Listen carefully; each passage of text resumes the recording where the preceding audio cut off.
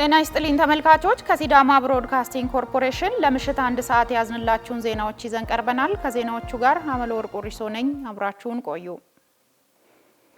ኢትዮጵያ በቴክኖሎጂ ዘርፍ ያስመዘገበቻቸው ስኬቶች ለመላው አፍሪካ ኩራት መሆናቸው ተገለጸ። ኢትዮጵያ በውጭ አገልግሎት አሰጣጥና በፈጠራ ዘርፍ በአህጉሪቱ ተወዳዳሪና የማይበገር አቅም እየገነባች መሆኑን የላይቤሪያ የውጭ ጉዳይ ሚኒስትር ገልጸዋል። ሚካኤል ውጋሙ ዝርዝሩን አዘጋጅቶታል፣ እንደሚከተለው ያቀርበዋል። በላይቤሪያ የውጭ ጉዳይ ሚኒስትር ሳራቤ ሶሎኒያ የተመራ ልዑክ የኢትዮጵያ ኢንፎርሜሽን ቴክኖሎጂ ፓርክን ጎብኝተዋል። ሚኒስትሯ ሳራቤ ሶሎኒያ በዚህ ወቅት እንዳሉት በኢትዮጵያ የቴክኖሎጂ ዘርፍ የታዩ ለውጦች ለመላው አፍሪካ ኩራት ናቸው ብለዋል። ኢትዮጵያና ላይቤሪያ ያላቸውን የሁለትዮሽ ግንኙነት ወደ ላቀ ደረጃ ለማሸጋገር ያላቸውን ፍላጎትም ገልጸዋል። በተለይም በቴክኖሎጂ በግብርናና በትምህርት ዘርፎች ላይ በትብብር በመስራት የሁለቱን ሀገራት ህዝቦች ተጠቃሚ ማድረግ እንደሚገባም አስረድተዋል። አፍሪካ ያላትን ሰፊ የሰው ኃይል በተለይም የወጣቶችን ኃይል በአግባቡ ለመጠቀም በደቡብ ሀገራት መካከል ያለውን ትብብር ማጠናከር አስፈላጊ መሆኑን ጠቁመዋል። በአፍሪካ ደረጃ በጋራና በቅንጅት ከተሰራ አህጉሪቷን በልማት ማሳደግ እንደሚቻልም አጽንኦት ሰጥተዋል። በአይሲቲ ፓርክ የተመለከቷቸውን የዳታ ማዕከላት አስመልክተው ኢትዮጵያ በውጭ አገልግሎት አሰጣጥና በፈጠራ ረገድ በአህጉሪቱ ተወዳዳሪና የማይበገር አቅም እየገነባች መምጣቷን ገልጸዋል።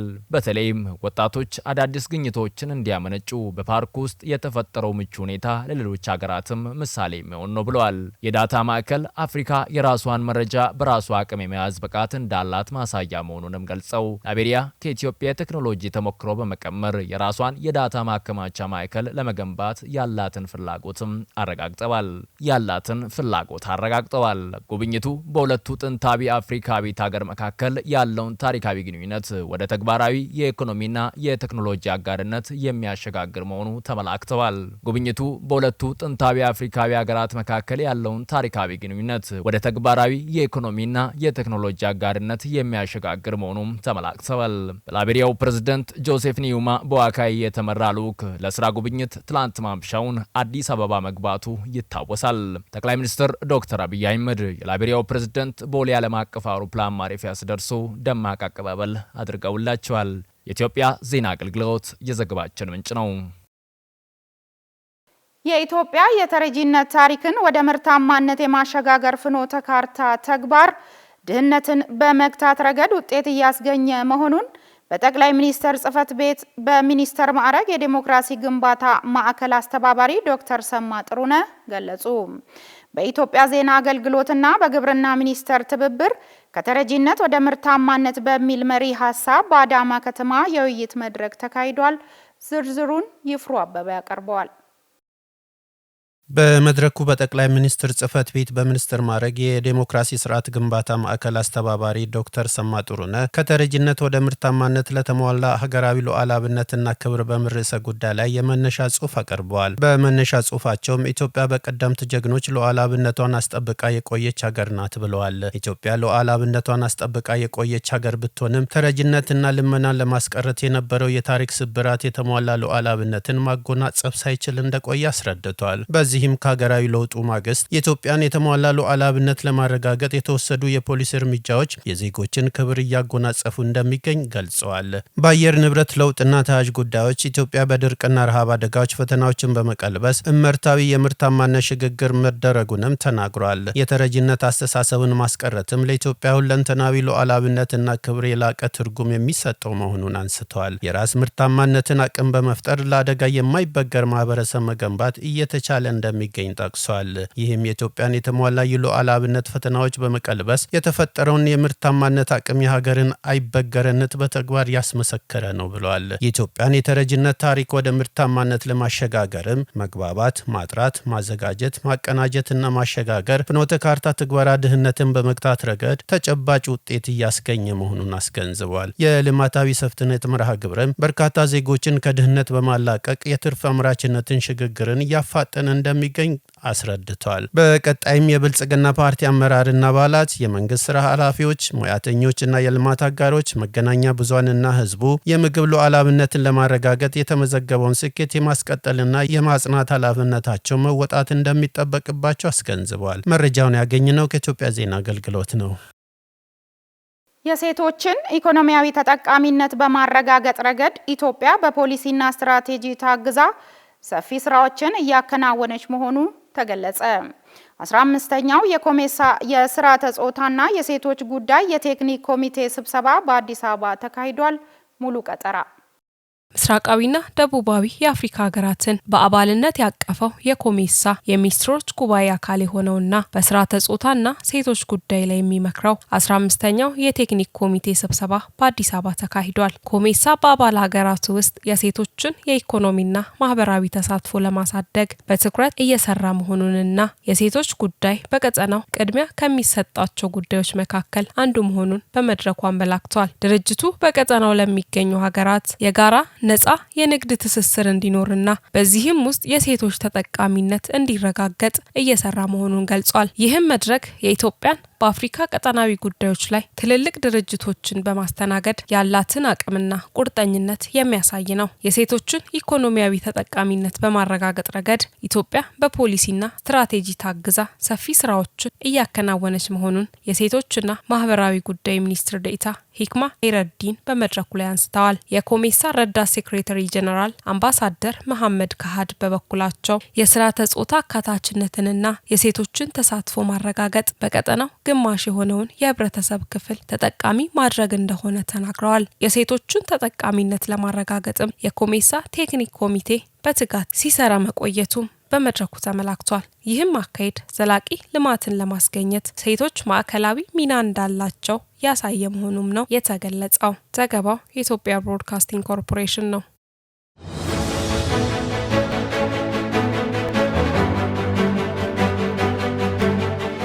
የተባበሩት መንግስታት ድርጅት ዋና ጸሐፊ አንቶኒዮ ጉተሬዝ አሜሪካና ኢራን ልዩነቶቻቸውን በሰላማዊ መንገድ ለመፍታት በአፋጣኝ ወደ ድርድር እንዲመለሱ ጥሪ ያቀረቡ። ዋና ጸሐፊው በሁለቱ ሀገራት መካከል እያየለ የመጣውን ፍጥጫ ወደ ከፋ ቀውስ ሊያመራ እንደሚችል ያላቸውን ከፍተኛ ስጋትም ገልጸዋል። ክብረ በዓል መላኩ ዝርዝር አላት። የተባበሩት መንግስታት ድርጅት ዋና ጸሐፊ አንቶኒዮ ጉተሬዝ አሜሪካና ኢራን ልዩነታቸውን በሰላማዊ መንገድ ለመፍታት በአፋጣኝ ወደ ድርድር እንዲመለሱ ጥሪ አቅርበዋል።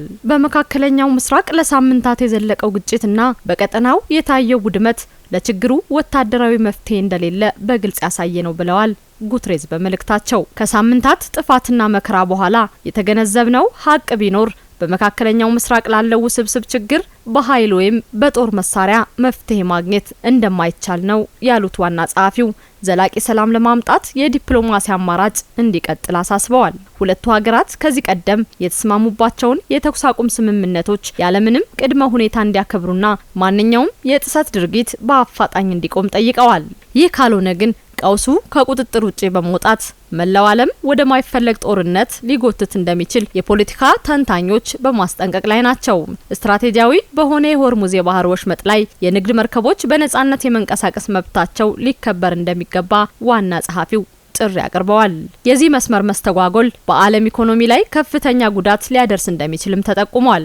ዓለም አቀፉ የገንዘብ ድርጅት IMF፣ የዓለም ባንክና ዓለም አቀፍ የኢነርጂ ኤጀንሲ ሀገራት የሀያላን አቅርቦቶችን ከመገደብና ወደ ውጪ በሚላኩ ምርቶች ላይ ገደቦችን ከመጣል እንዲቆጠቡ ማጥብቀው አሳስበዋል። የዓለም አቀፍ የኢነርጂ ኤጀንሲ ኃላፊ ፋቲህ ቢሮል የነዳጅ አቅርቦት በነጻነት እንዲዘዋወር ሲጠይቁ የዓለም አቀፉ የገንዘብ ድርጅት ዋና ዳይሬክተር ክሪስታሊና ጆርጂየቫ በበኩላቸው የነዳጅ ወጪ ንግድ መገደብ ዓለም አቀፍ አለመመጣጠንን እንደሚያባብስ ገልጸው በተለይ በማደግ ላይ ያሉ ሀገራት ለከፋ ኢኮኖሚ አደጋ እንደሚጋለጡ ማስገንዝበዋል። የተቋማቱ መሪዎች ጥሪ ያቀረቡት የነዳጅ ዋጋ በአንድ በርሜል $100 በላይ በነበረበትና የዓለም 20 በመቶ የሚጠጋው የነዳጅና የተፈጥሮ ጋዝ ፍሰት ስጋት ላይ በወደቀበት ወቅት ነው። ዓለም አቀፉ ማህበረሰብ አደጋውን ለመቀልበስ በአንድነት እንዲቆምና ሁለቱ ሀገራት ለቀጠናውና ለዓለም ሰላም ሲሉ ወደ ንግግር እንዲመለሱም በድጋሚ ጥሪ ቀርቧል። የአሜሪካና የኢራንን ይፋዊ ድርድር መልሶ ለመቀጠል ዲፕሎማሲያዊ ጥረቱ ተጠናክሮ ቀጥሏል። በሆርሙዝ ወሽመጥ ላይ የተጣለው የባህር እገዳ የዓለምን የነዳጅ ገበያና ቀጠናዊ ደህንነት ስጋት ላይ በጣለበት ወቅት በዋሽንግተንና በቴህራን መካከል የተቋረጠውን ድርድር ዳግም ለመጀመር የሚደረጉ ዲፕሎማሲያዊ ጥረቶች መፋጠናቸው ተመላክቷል። ማርያማዊት በጻተ ባለፈው እሁድ በፓኪስታን የተካሄደው የሰላም ንግግር ያለ ውጤት መጠናቀቁን ተከትሎ የአሜሪካ ማዕከላዊ እዝ ከሰኞ ጀምሮ በኢራን የወደብ ከተሞች ላይ ጥብቅ እገዳ መጣሉ ይታወሳል። እስራኤል በደቡብ ሊባኖስ የምታካሂደውን ወረራ አጠናክራ በቀጠለችበት ወቅት አሜሪካ በኢራን ወደቦች ላይ ማዕቀብ ብትጥልም አሁንም ቢሆን ቴህራን ስምምነት ላይ ለመድረስ እድል እንዳላት ፕሬዚዳንት ዶናልድ ትራምፕ ተናግረዋል። በሆርሙዝ ወሽመጥ በኩል የሚደረገውን የንግድ መርከቦች እንቅስቃሴ ኢላማ ያደረገውን የአሜሪካን እርምጃ በመቃወም በሺዎች የሚቆጠሩ ኢራናውያን በቴህራን አደባባይ በወጡበት ወቅት ኢራን በበኩሏ ዋሽንግተንን በባህር ላይ ወንበዴነት ወንጅላለች። ሁለቱ ወገኖች በውይይታቸው ወቅት ውጥረቱን ለማርገብ የሚያስችሉ የተቀናጁ ጥረቶችን ማጠናከርና የጋራ ስራዎችን ማፋጠን እንደሚያስፈልግ አረጋግጠዋል። ይህም የችግሩን መንስኤዎች በሰላማዊ መንገድና በውይይት ለመፍታት የሚያስችል ምቹ ሁኔታ ከመፍጠሩም ባለፈ ዘላቂ ሰላምን የሚያሰፍን የመጨረሻ ስምምነት ላይ ለመድረስ ያለመ እንደሆነ ተገልጿል። አንድ የፓኪስታን ባለስልጣን ለአልጀዚራ እንደተናገሩት ሀገራቸው ለሰላም ሂደቱ አስፈላጊ የሆኑ ማንኛውንም ያህል ዙር ውይይቶችን ለማስተናገድ ዝግጁ መሆኗን አስታውቀዋል። ስማቸው እንዳይጠቀስ የፈለጉት እኚሁ ባለስልጣን አክለውም በሁሉም ወገኖች መካከል የሚደረገው ዲፕሎማሲያዊ ግንኙነት አሁንም መቀጠሉን ገልጸዋል።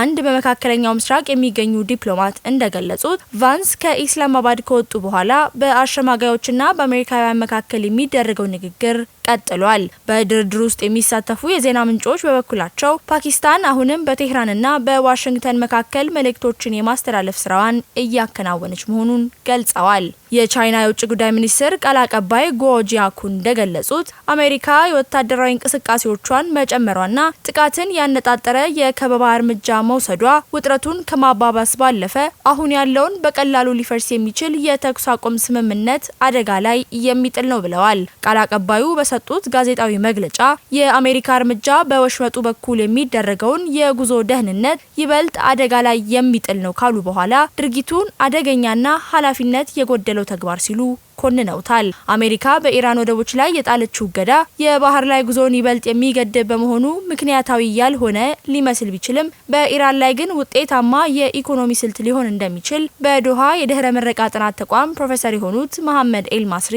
ገልጸዋል። ኤልማስሪ ለአልጀዚራ በሰጡት አስተያየት እርምጃው ውጤታማ ከሆነ ኢራንን በኢኮኖሚ ረገድ እጅግ በሚጎዳት ቦታ ላይ የሚመታ ይሆናል ብለዋል። አክለውም ኢራን ነዳጅን ወደ ውጭ መላክ አትችልም፣ ቢያንስ ቀድሞ በነበረው መጠን ማከናወን አይቻላትም። በተጨማሪም ኢራን ከመተላለፊያ መንገዶች የምታገኘውን ገቢ ታጣለች ሲሉ አስረድተዋል። ኤልማስሪ አክለውም በአንዳንድ መልኩ ይህ እርምጃ ኢራን ቀደም ሲል በጣለችው እገዳ ስታደርገው የነበረውን ተግባር የሚያጠናክር ነው። ይህም ሂደቱ በሁሉም ወገኖችና በዓለም አቀፍ ኢኮኖሚ ላይ ከፍተኛ ዋጋ እንዲያስከፍል ያደርገዋል ብለዋል። ለድርድሩ መክሸፍ ምክንያት ከሆኑት ዋና ዋና ጉዳዮች መካከል የዓለም የነዳጅ አቅርቦት ቁልፍ መተላለፊያ የሆነው የሆርሙዝ ወሽመጥ ዋነኛው ሲሆን ኢራን ወሽመጡ ላይ ጣለችውን እገዳ አሜሪካ በኃይል ለማንሳት መዛቷ ይታወሳል። በተጨማሪም የቴህራን የኒውክሌር መርሃ ግብርና በሀገሪቱ ላይ የተጣሉ ዓለም አቀፍ ማዕቀቦች በውይይቱ ላይ መግባባት ካልተደረሰባቸው አበይት አጀንዳዎች ተጠቃሾች ናቸው። አሜሪካ ካላት ግዙፍ ወታደራዊ ኃይል አንጻር ለረጅም ጊዜ ታይቶ በማይታወቅ ሁኔታ አሁን ላይ ነገሮችን ለማጣደፍ የምትፈልገው እሷው መሆኗን ፍንጭ እየታየ ነው። የኢስላማባድ ንግግር መክሸፍ ደግሞ ቀጠናዊ ጦርነቶች የሚቆሙበትን ቅድመ ሁኔታ የመወሰን ብቸኛ መብት አሁንም በእጄ ነው የሚለው የአሜሪካውያን ቅዠት ያከተመ መሆኑን ያሳያል ሲሉ ምሁራን አስተያየታቸውን ሰንዝረዋል። መረጃውን ከአልጀዚራ አርቲና ቲአርቲ ወርድ አገኘን። ተመልካቾች ከሲዳማ ብሮድካስቲንግ ኮርፖሬሽን ለምሽት 1 ሰዓት ያዝንላችሁ ዜናዎች እነዚህን ይመስሉ ነበር። ከዜናዎቹ ጋር አመለወርቅ ቁሪሶ ቆይታ አደረኩኝ። ከቀሪ ጣቢያችን ዝግጅቶች ጋር መልካም ምሽት።